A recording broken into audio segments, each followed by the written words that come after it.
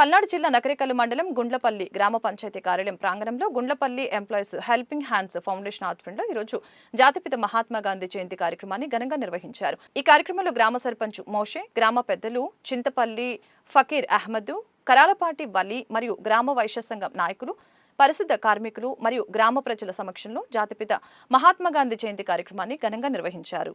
జయంతి సందర్భంగా ఈ రోజు మన ఎంప్లాయీస్ యూనియన్ వాళ్ళు ఈ కార్యక్రమం జరుపుతున్నందుకు చాలా సంతోషంగా ఉన్నది. పల్నాడు జిల్లా గుండ్లపల్లి ఎంప్లాయీస్ వెల్ఫేర్ అసోసియేషన్ ద్వారా 2022లో ప్రారంభించినాం.